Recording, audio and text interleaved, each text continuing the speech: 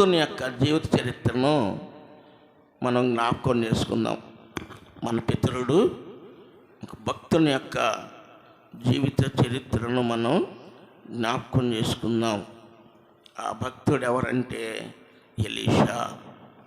చెప్పండి, పేరు చెప్పండి. ఎలీషా.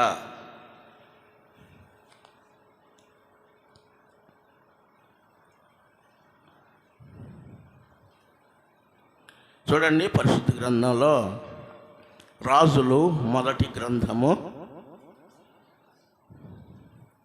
రాజులు మొదటి గ్రంథము 19వ అధ్యాయము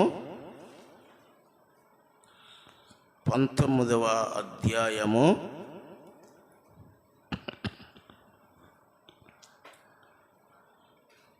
19వ వచనం నుండి దేవుని యొక్క వాక్యాన్ని జ్ఞాపకం చేసుకుందాం.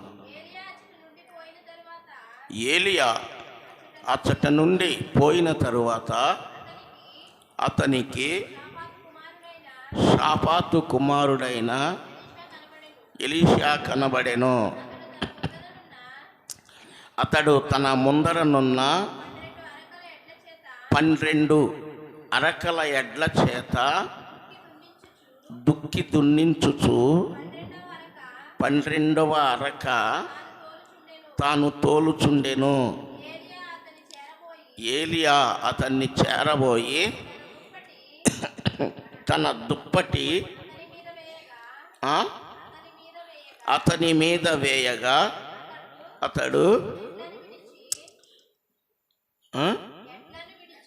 అతడు ఎడ్లను విడిచి ఏలియా వెంట పరుగెత్తి, నేను పోయి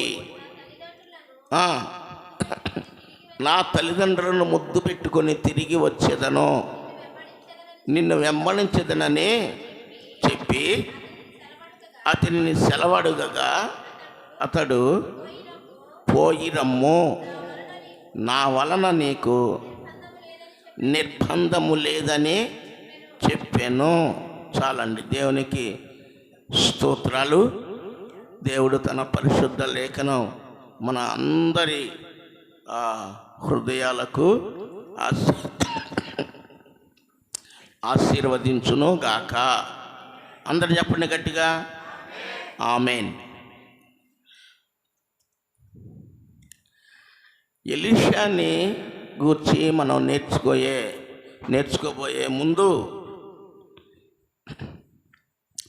ఎలీషాకి ఒక గురువు ఉన్నాడు. ఆయన పేరు ఏలియా. ఎలీషాకి ఎవరున్నారు చెప్పండి? ఒక గురువు ఉన్నాడు. ఆయన పేరు ఏలియా. ఏలియా ఎంతటి రోషం గలవాడంటే, రాజు అని రాణి అని మరి ఉండేది కాదు, లెక్క చేసేవాడు కాదు, ముఖం ఎదుటిగానే మాట్లాడుతూ ఉండేటువంటి వాడు. ఒక రకంగా చెప్పాలి అంటే ముక్కోపి. ఏమండి, మీరు అనొచ్చు, అయ్యగారండి ఆనాడు బైబిల్లో ఉన్న ప్రవక్తలకే ఏలియాకి అంత కోపం ఉంటే ఈరోజు మనకు కోపం ఉండదా? కోపపడకూడదని చెప్తుంటారు మీరు అని మీరు అడగొచ్చు. ఆలోచన కూడా రావచ్చు. దాన్ని తర్వాత అయినా బయటికి వెల్లడి చేసి అడగొచ్చు. కానీ నేను చెప్తున్న వాక్య భాగంలో ఉన్న సంగతి ఏంటంటే, ఈయనకున్న కోపం దేవునికి వ్యతిరేకంగా చేస్తున్నటువంటి కార్యాల పట్ల కోపం ఉంది. ఆమేన్ చెప్పాలి. దేవునికి వ్యతిరేకంగా చేస్తున్నటువంటి మాట్లాడుతున్నటువంటి వారి రాజు పట్ల కానీ, దేవునికి వ్యతిరేకంగా మాట్లాడుతున్న రాణి పట్ల కానీ, దేవునికి వ్యతిరేకంగా మాట్లాడే ఎవరిని బట్టైనా సరే సహించేవాడు కాదు ఏలియా. చెప్పండి అందరు గట్టిగా, ఆమేన్. ఆ, కనుక ప్రియులరా, ఆ ప్రవక్త శిష్యుడైనటువంటి ఎలీషాను గూర్చి ఈ దినం మనం ధ్యానం చేస్తున్నాం. ప్రియులరా, ఎలీషా ఎవరు అనంటే ఒక రైతు. ఎలీషా ఎవరో ఒక రైతు. రైతు చేసే పని ఏంటి? వ్యవసాయం. రైతు చేసే పని ఇంకేముంటుంది? ఏ కాలంలో ఆ పంట పండించేవాడు రైతు. ఇప్పుడు మనోళ్ళు కూడా చేస్తున్నారు కదా, ఒరైపోగానే మొక్కజొన్న వేస్తారు కొందరు, అదేంటి శనగేస్తారు కొంతమంది, ఇంకా రకరకాలుగా ప్రయోజనకరమైనటువంటి చెప్పండి పంటలను పండిస్తూ ఉంటారు. ఎలీషా కూడా అంతే. ఎలీషా కూడా గొప్ప వ్యవసాయం. మనం చేసే వ్యవసాయం కాదు ఎలీషా చేసేది. మనం చేస్తే ఎంత చేస్తాం? గట్టిగా ఒక ఎకరం కానీ 2 ఎకరాలు కానీ, లేదు 4-5 ఎకరాలు చేయగలిగితే చేయొచ్చు. కానీ ఎలీషా చేసే వ్యవసాయం ఎకరం కాదు. ఇప్పుడు నాగలు దున్నేటువంటి వారు మనలో కూడా ఉన్నారు. ఆదం గారు, సంజయరావు గారు, వీళ్ళు వ్యవసాయం చేశారు. ఏమంటే నాగలకు వచ్చి ఒక నాగలో ఒక రోజులో ఎంత దున్నుద్ది అయ్యా?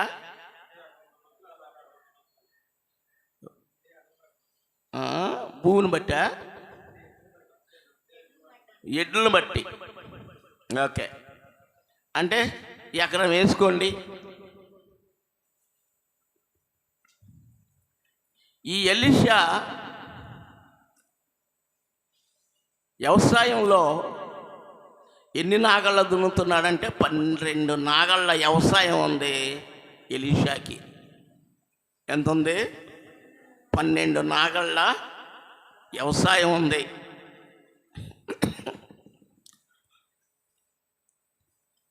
ఎలీషా 12వ నాగలు పట్టుకున్నాడు. ఆ వెనక దున్నుతా పోతూ ఉన్నాడు. దేవుని స్తోత్రాలు. ఎలీషా మంచి వ్యవసాయకుడు. ఈ రోజుల్లో ఇంత వ్యవసాయం చేస్తున్నారంటే బైబిల్లో నుంచే వ్యవసాయాన్ని నేర్చుకున్నారు.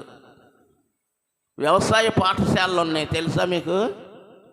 ఇప్పుడు మన పిల్లలు చదువుకునే చదువులో వ్యవసాయ పాఠశాల కూడా ఉంది కదా. వ్యవసాయ పాఠశాల కూడా ఉంది. అలాగే ఈ వ్యవసాయ పాఠశాల అనేది ఈ ఎలీషా దగ్గర నుండి ప్రారంభమైంది.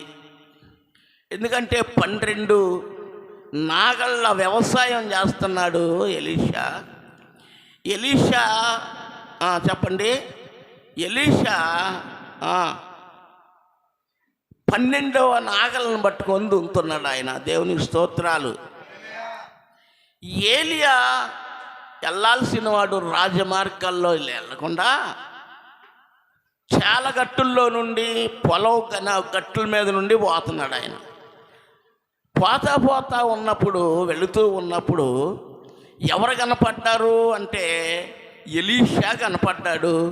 ఆ ఏలియాకి 12వ నాగలు పట్టుకొని దున్నుతున్న ఎలీషా మీద దృష్టి పోయింది. దేవుని స్తోత్రం చెప్పండి, హల్లెలూయా. కనుక ప్రియులారా, ఈ ఏలియాకి ఎవరి మీద కన్నుబడింది అంటే ఎలీషా మీద దృష్టి పడింది. ఎలీషా మీద దృష్టి నిలిపాడు. ఏం ఆలోచన చేయలేదు.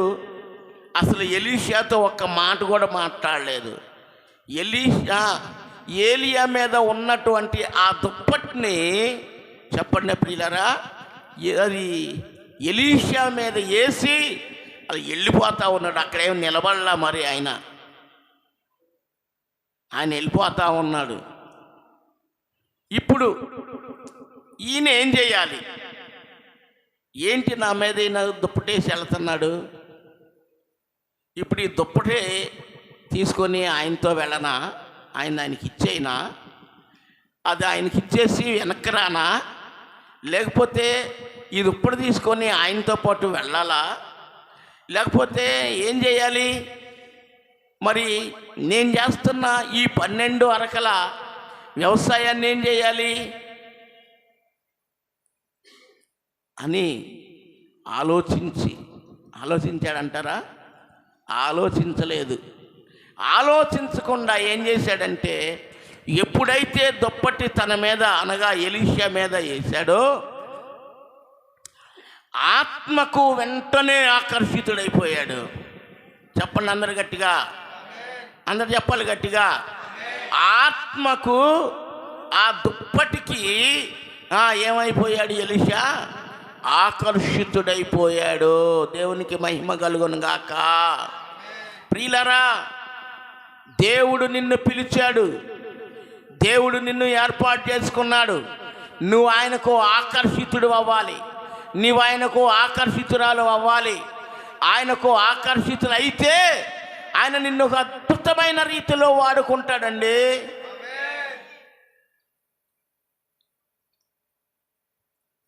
ఆ తర్వాత ఏలియా ఎంత రోషం గలవాడో అంతకంటే రోషం గలవాడు ఎలీషా.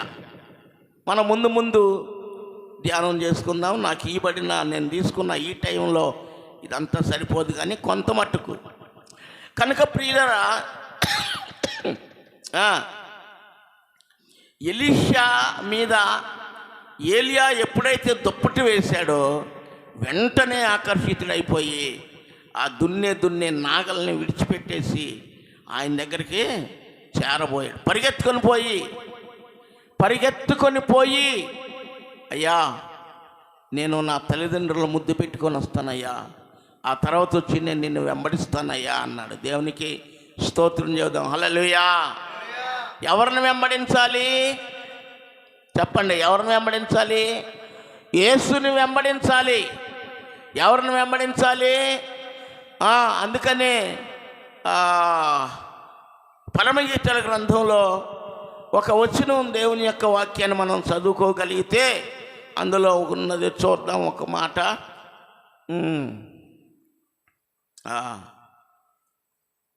మొదటి అధ్యాయము 8వ వచనం అనుకుంటా. ఒకసారి అంతేనమ్మా, 1:8 అందరు చూడండి. పరమగీతాల గ్రంథంలో మొదటి అధ్యాయంలో అక్కడ దేవుడు చక్కని మాట సొలొమోను చేత రాయించి పెట్టాడు. ఏమని రాశాడు? నారీమణి సుందరి, అది నీకు తెలియకపోయినా మందల అడుగు జాడలను బట్టి నీవు పొమ్ము, మంద కాపరుల గుడారముల యొద్ద నీ మేక పిల్లలను మేపుము. చాలండి, దేవుని స్తోత్రం చెబుదాం. హల్లెలూయా. ఇప్పుడు ఇక్కడ మనకు చదవబడినటువంటి లేఖనం, నారీమణి ఎవరిని పిలుస్తున్నాడు? తన బిడ్డలను. నారీమణి సుందరి అని పిలుస్తున్నాడు. ఎవరిని పిలుస్తున్నాడు అంటే, తాను రక్తం కార్చి అపవాది కబంధాలలో నుండి విడిపించి తన బండ మీద కట్టిన సంఘంతో దేవుడు మాట్లాడుతూ ఉన్నాడు. చెప్పండి ఆమేన్. ఎవరు ఆ సుందరి? ఎవరు ఆ కన్యక? ఎవరు ఆ యొక్క నారీమణి? ఎవరు నారీమణి కన్యక? ఎవరు? తాను రక్షించుకున్న, తాను ఎవరిని సాతాను చేతుల్లో నుంచి విడిపించాడో ఆ సంఘాన్ని ఏమని పిలుస్తున్నాడు? చాలా చక్కగా నారీమణి. దేవుని స్తోత్రాలు. సుందరి, దేవుని స్తోత్రాలు. ఎంత చక్కగా పిలుచుకుంటున్నాడో చూడండి. పిలిచి ఏమంటున్నాడు? ఎలా నడుచుకోవాలో నీకు తెలియలేదా? ఎలా ప్రవర్తించాలో నీకు తెలియలేదా? ఎలా ప్రార్థించాలో నీకు తెలియలేదా? ఎలా క్రమంగా ఉండాలో నీకు తెలియలేదా? ఎలా దేవుని సన్నిధికి రావాలో నీకు అర్థం కాలేదా? ఎలాగో దేవుని సన్నిధిలో ఉండాలో నీకు తెలియటం లేదా? నీకు గనక తెలియకపోతే ఇదిగో దేవుడు చెప్తా ఉన్నాడు. ఏమని చెబుతున్నాడంటే, మందల అడుగు జాడలను బట్టి నీవు పొమ్ము. ఆమేన్ చెప్పండి, కొంచెం గట్టిగా చెప్పండి. దేన్ని బట్టి పోవాలి చెప్పాలి? దేన్ని బట్టి పోవాలి? మందల అడుగు జాడలను బట్టి పొమ్ము అన్నాడు. దేవునికి స్తోత్రాలు. మందల అంటే ఎవరు? మందల అనేది ఇంటి పేరు ఉంది. అయితే నేను దాని గురించి చెప్పట్లా. ఎవరు ఈ మంద? మనల్ని తిడతారు కదా, ఈ మందకు మరీ చెప్పలేకపోతున్నాం అంటారు. ఈ లోకపు తిట్టే మంద సంగతి కాదు ఇది. మంద అనగా గొర్రెల మంద లేక గొర్రెల గుంపు. మంద అనగా మేకల మంద. దేవుని స్తోత్రం చెప్పండి. బైబిల్ గ్రంథంలో ఎక్కువగా దేవుడు గొర్రెల గుంపును గూర్చి మాట్లాడుతూ ఆయన అనేక సార్లు గొర్రెల మంద అనే పలికాడు ఆయన. దేవునికి స్తోత్రం చెప్పండి. అలాగుననే నీకు తెలియకపోతే ఏం చేయాలంటే, పూర్వకాలం మంది ఉన్నారే మన పితరులు, ఏలియా, ఎలీషా, అబ్రహాము, ఇస్సాకు, యాకోబు, చెప్పండి, యోసేపు, బెన్యామీను, యోదా, ప్రవక్తలు ఉన్నారు కదా, హిజ్కియా, రాజులు ఉన్నారు. ప్రవక్తలు బైబిల్ చదువుతూ ఉంటే ఆ ప్రవక్తల యొక్క జీవితం అంతా కూడా అర్థమవుతూ ఉంటుంది. ఆ మందాని దేన్ని అన్నారు అని అంటే, ప్రవక్తల గుంపుని మంద అన్నారు. దేవుని స్తోత్రం. సౌలు ప్రవక్తలలో పూర్తి చేయండి చెప్పా నేను. ప్రవక్తలలో ఒకడయ్యాను. ఏ సౌలు? రాజైన సౌలు. కొండ మీద ప్రకటించేటువంటి వారి గుంపులో చేరాడు. వారితో కూడా కలిసి ప్రకటించాడు. ఏం ప్రకటించాడు? సువార్తను ప్రకటించాడు. ఏం ప్రకటించాడు? దేవునిని గూర్చి ప్రకటించాడు. ప్రియ దేవుని బిడ్డ, నీవెవరిని గూర్చి ప్రకటన చేస్తున్నావు? రక్షించబడినటువంటి నీవు దేన్ని ప్రకటిస్తున్నావు? రక్షించబడిన నీవు ఎవరికి పరిచయం చేస్తున్నావు? చేసే అలవాటు ఉందా? లేకపోతే నేర్చుకో. అదే మందల అడుగు జాడలను బట్టి ఏముంది అక్కడ? నీవు పొమ్ము. చెప్పండి. మందల అడుగు జాడ. భక్తులు ఉన్నారు, వాళ్ళని బట్టి నడుచుకోవాలి. కానీ పెద్దోళ్ళు ఉన్నారు, పూర్వీకులు, ఎవరో మన తాతల తండ్రులు ఉన్నారు, వాళ్ళు ఏది నిర్ణయించారో దాని ప్రకారమే చేయాలి, కానీ వేరే దాని ప్రకారం చేయకూడదు అంటూ ఉంటారు. అదేంటి అలాగా అనేవాళ్ళంటే లోకంలో ఉన్నవారికి ఏమాత్రం కూడా ఇష్టం ఉండదు. ఎందుకని? ఇవాళ పెద్దలు పెట్టిన దాన్ని మార్చడానికి నువ్వెవరవే అంటారు.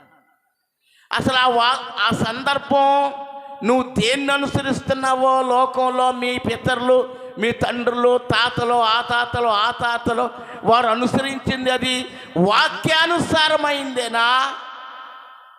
అది నువ్వు ఒకసారి ఏమైనా ఆలోచన చేయగలిగావా? వాక్యానుసారమైందేనా లేకపోతే వాక్యానికి విరుద్ధమైనదా? ఈ దినాల్లో ఆచరించే ఆచారాలన్నీ కూడా వాక్యానికి విరుద్ధమైన ఆచారాలే. వాక్యానికి విరుద్ధమైన ఆచారాలు ఏంటి సామెతకు చెబుతారు ఏంటి, ఎందుకయ్యా అలా చేస్తున్నారు? ఈ రోజుల్లో రక్షణ పొందిన వాళ్ళు కూడా అలాగే చేస్తున్నారు. ఎందుకమ్మా మీరు అలా ఉంటున్నారు, ఎందుకు మీరు అలా చేస్తున్నారంటే, అయ్యగారండి నలుగురితో నారాయణ కులంతో గోయంద, నలుగురితో నారాయణ నిన్ను పరలోకానికి తీసుకుపోడు, కులంతో కలిసి ఏకీభవించి గోయంద అంటే నిన్ను పరలోకానికి తీసుకుపోడు. నిన్ను పరలోకానికి తీసుకుపోయేది యేసు ప్రభు ఒక్కడే. పరలోకానికి పోవాలంటే యేసు ప్రభు ఒక్కడే మార్గం, మరొక మార్గం ఏది కూడా లేదని నేను కాదుగా అని చెప్పేది పరిశుద్ధ లేఖనం తెలియజేస్తూ ఉంది. దేన్ని అనుసరించాలి నువ్వు అంటే బైబిల్ చదువు, భక్తుల యొక్క చరిత్రలు చదవండి. నేను ఈ మధ్య ఒక సేవకుడి ఇంటికి వెళ్ళాను. ఆ సేవకురాలతో మాట్లాడదాం, ఆమెకు బాగలేదు, మాట్లాడదామని నేను సేవకుల ఇంటికి వెళ్ళాను.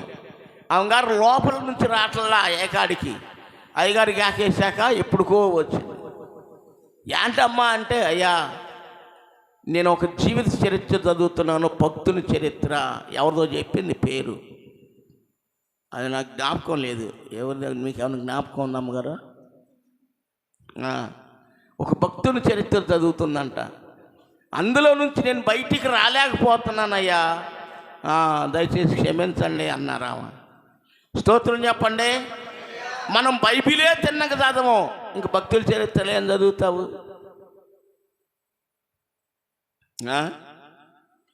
జార్జ్ ముల్లర్ జీవిత చరిత్ర చదువుతావా?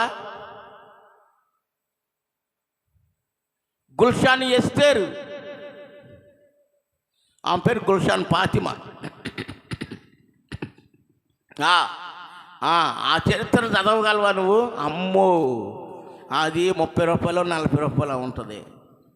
ఇది ఈ 30-40 ఖర్చు పెడితే దేంటికైనా అవసరం పడతాయి. ఇంట్లో ఏదో కూరకో పచ్చడికో ఆ రోజు భోజనంలోకి ఉపయోగపడుతుంది. ఈ డబ్బులు నేను ఎక్కడ ఖర్చు పెట్టను?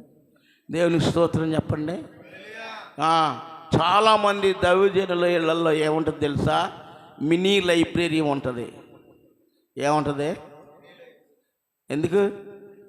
అన్ని క్రైస్తవ భక్తుల యొక్క జీవిత చరిత్రలే, అన్ని బైబిల్ నిఘంటువులు, బైబిల్ హిస్టరీ. ఏమండి ఈరోజు మనం చదవగలుగుతున్నామంటే ఈ 66 పుస్తకాలు కాదు, ఇది కాదు, ఇది మనకు అనుకూలమైన రీతిలో ఉంది, ఇది కాదు, ఇది ఈ బైబిల్ని సిద్ధపరచడానికి దానికి ఒక చరిత్ర ఉంది. ఈ పరిశుద్ధ గ్రంథానికంటే ముందు ఇంకా ఉండే పుస్తకం, అందులో నుండి ఆ హిస్టరీ తీసుకున్నాయి. ఈ దినాల్లో చదవడం మంచిది అని నేను తెలియజేస్తూ ఉన్నాను. దేవుని స్తోత్రాలు. నేను మొన్న విజయవాడ వెళ్ళినప్పుడు పందెల రాజరత్నం గారని ఆయనది ఇంత గొప్ప రక్షణ నేను పుణ్యతిని ఆ పుస్తకాలు తీసుకొచ్చా. అవి ఎక్కడో పెట్టా గుర్తులేదు. అవి ప్రింట్ కూడా ఆపేశారు వాటిని. జీవిత చరిత్ర అన్నది ఇంకా చాలా బాగుంటుంది. నాకు తెలియదు, ఆయన గారు నేను చూడలేదు. కానీ మా అమ్మగారు, మా పాస్టర్ అమ్మగారు, నన్ను నడిపించిన నా తల్లి, ఆమె మా మండలంలో ఉద్యోగం చేస్తుంది. రెడ్డిగూడెం మండలంలో టైపిస్ట్గా చేస్తారు. సెలవు వచ్చింది అంటే నన్ను కూర్చోబెట్టుకొని, పని అంతా అయిపోయిన తర్వాత నన్ను కూర్చోబెట్టుకొని పుస్తకాలు చదివి వినిపిస్తూ ఉంటారన్నమాట. దేవుని స్తోత్రం చేద్దాం. హల్లెలూయా. అందుకని నేను చెప్తా ఉన్నాను, ప్రియులారా, దేన్ని అనుసరించాలి? నువ్వు పెద్దల పారంపర్యాచారాన్ని కాదు నువ్వు ఆచరించేది. పితరులు చెప్పిన విధంగా కాదు నువ్వు అనుసరించేది. యేసు ప్రభు బైబిల్ గ్రంథంలో నీకేం చెబుతున్నాడో అది చెయ్యి. యేసు ప్రభు భక్తుల జీవిత చరిత్ర నీకు మాదిరికరంగా ఉండే చరిత్రలు అనేకంలో ఉన్నాయి. అవి చదువు, వాడిని అనుసరించు. నీ విశ్వాసం, నీ భక్తి, నీ పరిశుద్ధత అధికమవుతాయి. చెప్పండి అందరు గట్టిగా ఆమేన్. ఊరికే ఈ బైబిలు ఆదివారం వచ్చినాడు వచ్చేటప్పుడు తీసుకొచ్చిన బైబిలు మరలా ప్రార్థనకి బుధవారం ప్రార్థనకు తీసుకురావటం, బుధవారం తీసుకొచ్చిన బైబిలు మరలా శనివారం ప్రార్థనకు తీసుకురావటం తప్ప ఈ లోపల దీన్ని మనం ఓపెన్ చేసి చదివే అవకాశాలు లేవు. నీకేమర్థమవుద్ది మరి? నీకు పెద్దల పారంపర్యాచారమే, పెద్దల ఆచారమే, పితృ పారంపర్యాచారమే నీకు అర్థమవుద్ది. అది నడుచుకుంటే నిన్ను పాతాళంలో పడేస్తుంది తప్ప ఆ బైబిల్ వాక్యాన్ని కనుక అనుసరిస్తే నిన్ను తీసుకెళ్ళి పరదైస్లో కూర్చోబెడుతుంది. ఆ తర్వాత పరలోకంలోకి వెళతారు. దేవుని స్తోత్రం. మందల అడుగు జాడలను బట్టి నీవు బొమ్ము. ఈ మంద ఎవరు? ఈ మందలో ఒక భాగాన్ని మనం జ్ఞాపకం చేసుకుంటే ఈ మందలో ఉన్న ఒకరిని మనం జ్ఞాపకం చేసుకుంటున్నాం. ఈయన పేరు చెప్పండి, అందరు చెప్పండి. ఎలీషా. చెప్పండి. మీరు పురుషులాగండి, స్త్రీలు చెప్పండి. ఇప్పుడు మీరు చెప్పండి. ఎలీషా. ఇప్పుడు అందరూ చెప్పండి. ఈ ఎలీషా ఎలాంటి వాడు అంటే వ్యవసాయదారుడని, మంచి వ్యవసాయదారుడని నేను చెప్పుకున్నాం. ఆ తర్వాత ఏలియా ఎప్పుడైతే దుప్పటిని మీదేశాడో వెంటనే తనను తాను సమర్పణ చేసేసుకున్నాడు. వెనక్కి తిరిగి ఆలోచన చేయలేదు. లేకపోతే ఆ నాగలను దున్నే నాగలను ఆపేసి ఏం చెయ్యాలి అని కూడా ఒక ఆలోచన చేయకుండా, ఎలా అని ఆలోచన చేయకుండా, ఇంత పెద్ద వ్యవసాయం ఉందే, ఇది ఎలా దీన్ని ఏం చేసి నేను వెళ్ళాలి అనే ఆలోచన లేకుండా వెంటనే సమర్పణ చేసేసుకున్నాడు. దేవుని స్తోత్రాలు. ఆ సమర్పణ దేవునికి అంగీకారమైనది. దేవుని స్తోత్రం చెప్పు గట్టిగా, మళ్ళొకసారి గట్టిగా. ప్రియులారా, మనం ప్రార్థనలో అనేక సమర్పణలు చేసుకుంటాం. సమర్పణ అంటే తీర్మానం. మనం ప్రార్థనలో అనేకమైన తీర్మానాలు చేసుకుంటాం. ఏ తీర్మానం చొప్పున నువ్వు చేస్తున్నావు? ఏ తీర్మానం ప్రకారం నువ్వు నడుస్తూ ఉన్నావు? ఏ పద్ధతి ప్రకారం మా బైబిల్ని అనుసరిస్తున్నావు? ఏం చేస్తున్నావు? కానీ ఎలీషా చేసిన సమర్పణ ప్రియులారా తన జీవితాన్ని ఎంతో ఉన్నతమైనటువంటి స్థితికి తీసుకొని వెళ్ళినట్లుగా దేవుని యొక్క వాక్యాన్ని మనం నేర్చుకుంటూ ఉన్నాం.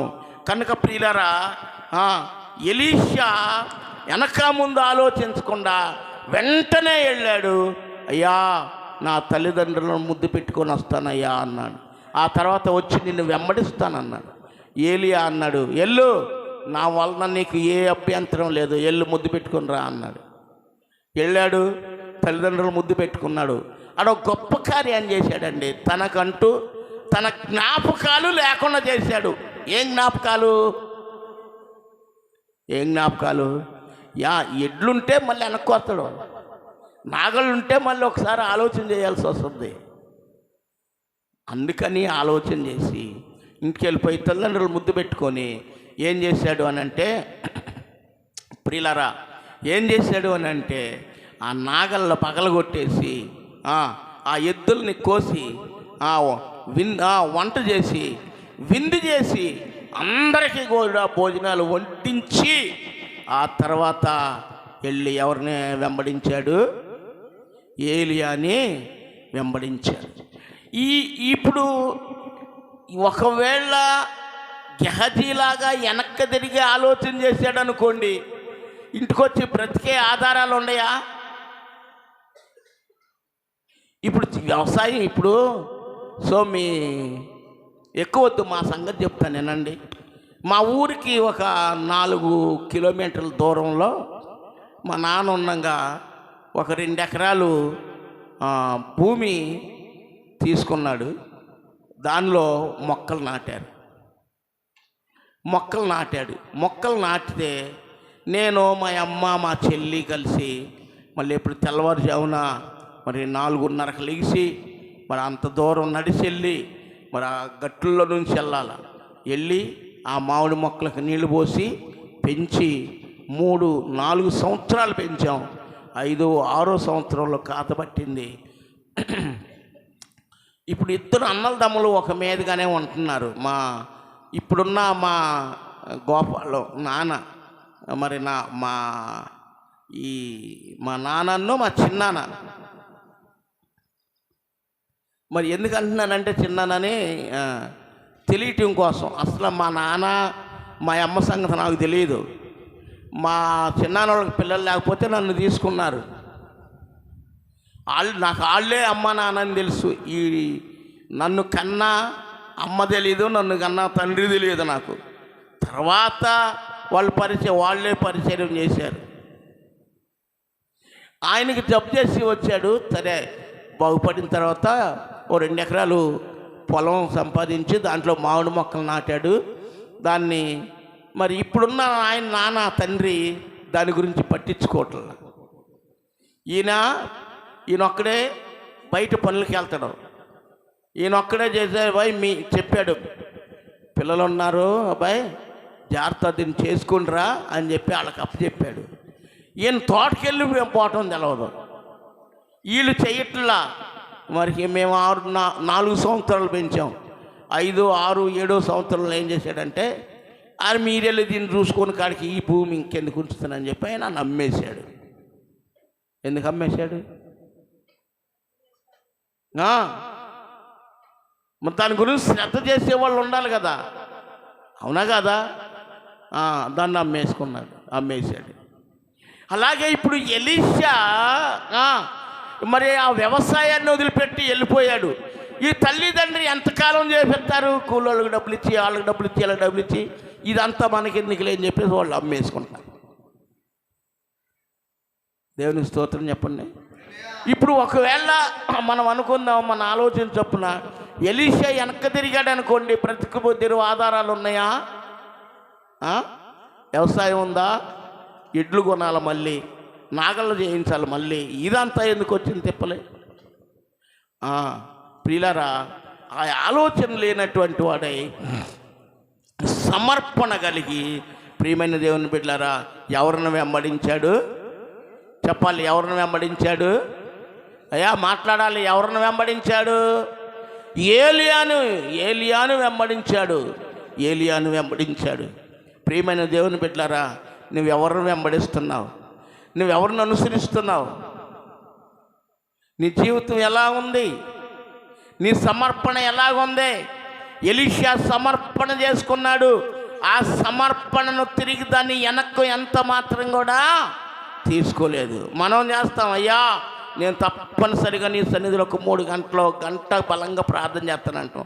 చేస్తాం. కొంతకాలం వచ్చేసరికి ఆ గంట పోయి అరగంట పోయి 10 నిమిషాలు పోయి మంచం మీద కూర్చొని, ప్రభువా నీకు స్తోత్రాలయ్యా, పొగులంతా కాపాడు, ఈ రాత్రికి కూడా కాపాడయ్యా, పొద్దున్న లేచి పనికి వెళ్ళాలి ప్రభు అంటావు. ఆవలించి చక్కగా మంచం మీద అలా పవళిస్తూ ఉంటావు. నీకేమో ఆయన మంచి నిద్ర కలగజేయాలి, నీకే రోగం రాకుండా ఆయన నీకు కాపుదలు ఇవ్వాలి కదా. కనుక ప్రభువునందు ప్రియమైన దేవుని బిడ్డలారా, దేవుని యొక్క వాక్యాన్ని జ్ఞాపకం చేసుకుంటే దేవుని కొరకు నువ్వు చేసే సమర్పణ ఎలాంటిది ఒకసారి నువ్వు ఆలోచన చేసుకో. దేవుని కొరకు నువ్వు చేసుకునే తీర్మానం ఎలాంటిది? ఈ 24వ సంవత్సరంలో నువ్వు ఏం తీర్మానం తీసుకున్నావు? డిసెంబర్ 23వ సంవత్సరం డిసెంబర్ లాస్ట్ దినాన వాచ్ నైట్ సర్వీస్లో, నూతన సంవత్సర ప్రారంభంలో, ముగింపులో, నూతన సంవత్సర ప్రారంభంలో, 24 ప్రారంభంలో నువ్వు ఏమని ఆలోచన చేసి తీర్మానం తీసుకున్నావు? ఆ తీర్మానం ఇప్పుడు కొనసాగించావా? ఇది 2వ నెల. ఆ తీర్మానం చొప్పున నువ్వు చేస్తున్నావా? చేస్తే నీకు మేలు కలుగుతుంది, చేస్తే నీకు ఆశీర్వాదం కలుగుతూ ఉంది. ఆ తీర్మానాన్ని అప్పచెప్పు. యేసయ్యా నేను ఈ తీర్మానం చేస్తున్నాను నీ ఎదుట, నేను గనక ప్రభువా నేను చెయ్యలేనయ్యా, నేను చెయ్యటానికి నాకు కావలసిన జ్ఞాన వివేకాలు కలిగిన హృదయాన్ని దయచేయండి అని చెప్పి దేవుని దగ్గర ప్రార్థన చేయి. ప్రార్థన చేస్తే దేవుడు నిన్ను తప్పనిసరిగా ఆశీర్వదిస్తాడు. ఎలీషా తీర్మానాన్ని చూసి ఎలీషాని ఎంతవరకు హెచ్చించాడో దేవుడు నిన్ను కూడా అంతగా హెచ్చిస్తాడు, అంతవరకు హెచ్చిస్తాడు. ఆమేన్ చెప్పండి. ఇంకొంచెం గట్టి చెప్పండి, ఆమేన్. కనుక ప్రభునందు ప్రియ దేవుని బిడ్డలారా, యొక్క మరి సమయంలో ఎలీషా సమర్పణ కలిగిన వాడు, ఎలీషా జ్ఞాపకాలు లేకుండా చేసినటువంటి వాడు, ఎలీషా తల్లిదండ్రులను విడిచి వెంబడించినటువంటి వాడు. దేవుని స్తోత్రాలు. దేవునిని వెంబడించాడు. తనను తన మీద దుప్పటేసినటువంటి ఆయన ఏలియాని అనుసరించి ఏలియా యొక్క శిష్యుడుగా ఆయన చేయబడ్డాడు ఎలీషా. ఏమంటే ఈనాడు మీ సేవకుడికి ఎవరైనా శిష్యులు ఉన్నారా? శిష్యులు కానీ శిష్యురాళ్ళు కానీ ఉన్నారా? అమ్మో, అయ్యగారింటికి పోతే వాళ్ళు ఏం పని చేపిస్తారో అని చెప్పేసి పిల్లలను పంపకుండా ఉంటాం. ఒకవేళ ఎవరన్నా వచ్చారా మళ్ళీ అమ్మటనే పిలవటం. అంటే అయ్యగారి దగ్గర ఉంటే చెడగొడతాడంటారా? అయ్యగారి దగ్గర ఉంటే వారికి ఏమన్నా నష్టాన్ని కలగజేస్తాడంటారా? ఏమండి, శిష్యరకం అనేది చాలా గొప్పది. శిష్యరకం అనేది చాలా గొప్పది. శిష్యరకంలో ఉన్న ఆశీర్వాదం చాలా గొప్పదే. శిష్యరకంలో ఉన్న ఆశీర్వాదం ఎంత గొప్పదంటే, నేను నా తర్వాత సబ్జెక్ట్లో నేను తర్వాత ముందున్న దినాల్లో ఆ విషయాన్నే మాట్లాడతాను. కనుక ప్రియులారా, ఎలీషా లాంటి గొప్ప సమర్పణ, ఎలీషా లాంటి గొప్ప అద్భుతమైన మరి ఆ తీర్మానం నీ జీవితంలో నువ్వు కలిగి ఉన్నట్లయితే ఎలీషా వలె కూడా హెచ్చించబడతావని దేవుని వాక్యం తెలియజేస్తూ నేను ఈ మాటలు ముగిస్తూ ఉన్నాను. దేవునికి స్తోత్రాలు. మరి దేవుడు తన పరిశుద్ధ మాటలు మన అందరి హృదయాలలో నూరంతలుగా ఫలింపచేయునుగాక. ఆమేన్. ప్రార్థన చేసుకుందాం.